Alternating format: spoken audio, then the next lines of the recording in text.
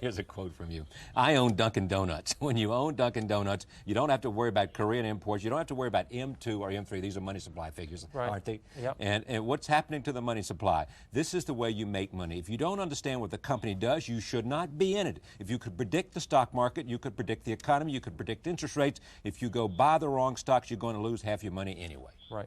Yeah. I'm saying people have natural advantages. Yeah. Let's say what you do for a living is you're involved in the restaurant industry. Right. You supply paper products. You supply kitchen equipment. You help build restaurants. Right.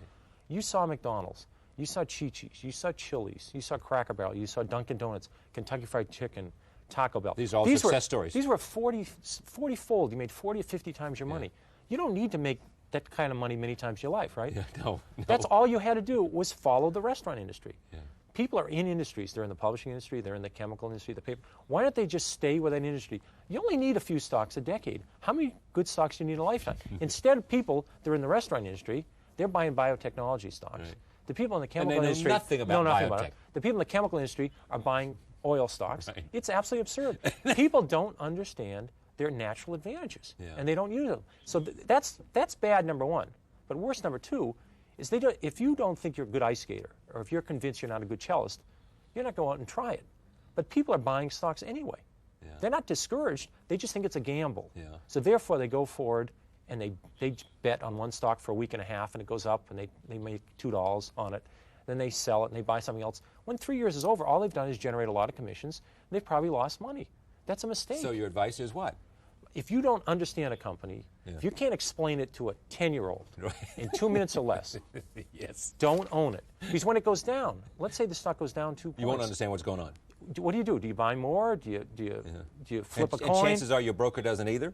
He or she certainly doesn't know about it. I mean, who knows what all these things are with auto back planes and mega flops? Who knows what all these So buy what you know. Buy in your industry, buy what you know, buy local companies. Yeah, so suppose you don't have an industry. I mean, you don't really... You buy local companies, companies in your own industry. 10 years after Walmart went public, 10 years after it went public. 10 years after it went public. It's a 25-year-old company now. Right. You could have bought the stock and made 50 times your money on it. 50 times. If you bought it 10 years after it was public already. It already gone up 5-fold. So you could have made 250-fold.